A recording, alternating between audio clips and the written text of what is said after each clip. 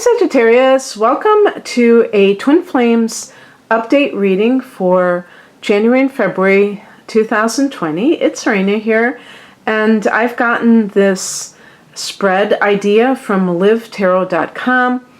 It's called Tarot Spread for Your Journey to Love, and I'm hoping that if you have tuned in that you have a twin flame situation that you're just curious about, just see if you find any appropriate messages from this spread. So I thank livetarot.com for this idea, and I'm going to just read from the spread itself. It's kind of small print, so I have to hold up my laptop. The first position is, what do I really want from this union? So we have the Queen of Swords, and the twin flame situation. I'm not an expert in twin flame situations, but the little I have read, one thing that it seems that this type of relationship is about is a special mission that these two people are on together. So it's not just about indulging in a typical relationship. There may be a lot of serious attitude. There might be a serious attitude that the two people have about why they have come together, that they want to share with the world. And I mean, I think that that's great if that's how you feel. The question becomes, what is it that your mission is? And with the Queen of Swords, I think it's about how to love without being overwhelmed by emotions. The Queen, and I noticed that we have two queens here, and that's the water element, I've discovered, which really was interesting. I didn't know that. I knew it was a feminine energy, but I didn't know it was a water element. And swords relate to air energy, and they can be about detachment, about logic, about so if you're talking about the Queen of Swords, it could be a woman who is not allowing her emotions to affect a decision that she has to make. In this particular context, if you have a mission with this person, and it could be that you love without, there's no expectations, without expectations. Isn't it interesting that people talk about love and then it's like they're mad that they can't have a certain thing? But I have said to people, if you love somebody, then love them. But see, it's not that simple. Most people, when they feel certain love, they want something back from it, and that is where it gets tricky. So the Queen of Swords is about loving without limits, without restriction. And perhaps it means that you have to allow somebody, that other person, to deal with certain things in this lifetime that they have to deal with. I've heard that twin flames don't always reunite in the same lifetime. Like maybe they're separated, but they don't necessarily meet up in a particular lifetime, but they can. You might still feel within you that there's this person out there that is your twin flame. Whether or not you're with them in this particular lifetime is a different story. But I would say with the Queen of Swords that this would be a particular person that you have met, but that you must allow to let them play out their own karmic unfolding. And that may mean that they get involved in things that you realize that you're not going to be a part of, and you can still maintain that love for them regardless, that it's not conditional. There are no conditions to your love. And that is modeled. I mean, that's inspirational to other people. You're modeling that type of unconditional love. and also detachment, so that if you are together, you're not demonstrating love as something that is clingy and neurotic, but something that is very that's very what's the word that has to do with royalty? Dignified. I don't know if that's the word. Noble, maybe noble, and that it is something that doesn't have any kind of place demands on another person that they have to show up in a certain way. You know what I mean? So there's there's a freedom, but also the love that is present at the same time. The next position, this is the one I'm going to be shifting. In their spread, they say, what am I not seeing clearly about my divine masculine? And I don't know if they mean the other person or if they mean within themselves. So I'm saying, what am I not seeing clearly with this other person? And I got the Queen of Wands. So just like the Queen of Swords, the Queen of Wands is a combination of the water and the fire element. So in astrology, it's my feeling that water and fire elements are the emotional ones. The earth and the air signs tend to be more detached. But, you know, human beings are complicated. Sometimes people are capable of being detached in every other area of their life except for personal relationships, and then they get kind of a little bit weird.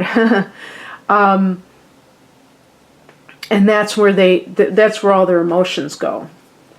But regardless, what I would say is that you may be dealing with somebody that you don't even know how emotional they really are.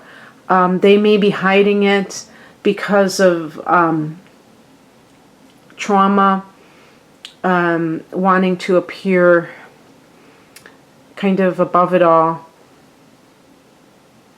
And yet they may really feel things deeply. And so this is one reason why we can't make pronouncements about other people's attitudes. Again, it depends on whether or not you consider this person, you really feel that they are your twin flame. And in these types of relationships where there is sometimes separation, and it almost seems like tests that are given to these people, if you truly believe that there is a person, and maybe you know a specific person who you feel is your twin flame, you cannot write them off as being indifferent to you. You have to believe that they hold the same feelings towards you, but they may express it in a different way. Because the Queen of Wands is a very outgoing person, very confident person, but you may not see this other person in that cheerful light. You may feel like they have that they're holding back in some way, and that may just be your perception of the situation and not really what's happening. The third position, this is what made me realize that this reading was for people who are not currently with their twin flame, because it was like, what would my life be like if I was with this person? And we get the Page of Wands, if I was with this person. So it's obviously the two of you are not together at this point. The Page of Wands means that you're really this relationship is going to feel exciting, new, joyful. You're going to come alive, be enthusiastic. And it's funny because I was going to say that with the Queen of Wands, this person might be a fellow Sagittarian. And maybe that's something you didn't know about them. You don't know what sign they are. You just know that they're out there. But yeah, and here's more fire energy. And that's, you may, you know, I confess that because I don't truly understand this twin flames phenomenon, that I can't really put myself in other people's shoes and know what it feels like. I've heard people have tried to describe it for me, and I can get an intellectual feeling for it, but I don't really understand it. So maybe it's hard for me to really interpret these cards if I have never felt that I've experienced it before. But what I will say is, with the Page of Wands, I think that it's almost like, what is that term? Like a rebirth, or a, like being born again. Pages can be like babies, and Wands is the fire energy. It's like, it's really feeling like you've come alive for the first time. Maybe you've been feeling that sense of longing and knowing that this person is out there, but we live our life, it's like we're living on different levels, and you still go through the motions of life, and you may have joys in life regardless of whether or not you're reunited with your twin flame. But if that were to happen, you would have, it would be like a whole new life for you. Okay. Sorry I have to do it like this, but I haven't memorized this. How does this person truly feel about you deep down in their heart? The High Priestess, well, we know that's a spiritual influence. And what that says to me is they may see you as like this person who can assist them on their spiritual journey. And in this world, that may be a very rare type of individual for them, where they are dealing with people on the mundane level who they might have relationships with of various types. But you might be the person that they feel can really help them on their spiritual journey. The outcome card is, where is the connection going in the future? So, this is very promising because we have the Knight of Cups. So this could be that you do get somebody coming to you and expressing their affection for you. Sometimes this can be an artistic person. This can be a water sign. Pisces for Sag is important because you're both mutable signs, so that might create some kind of attraction. The other water signs are Cancer and Scorpio. However, this may simply be that this person is coming to you in love. And so any kind of sign, maybe, you know, like I said, maybe it's a Sagittarian, a fellow Sagittarian. So this is very nice for somebody looking for love specifically. And certainly I hope that some of you are able to, maybe you even know who this person is, but you haven't yet spoken with them personally. And this suggests that this person may come to you rather than you're the aggressor, if you will, that they kind of like share their feelings with you. Okay, that's what I have for you, Sag. I hope that you receive something positive from this. If you would like a love reading or any other type of reading that I offer, please click on the link below. My website is rainandmoonastrology.com. Take care. Bye.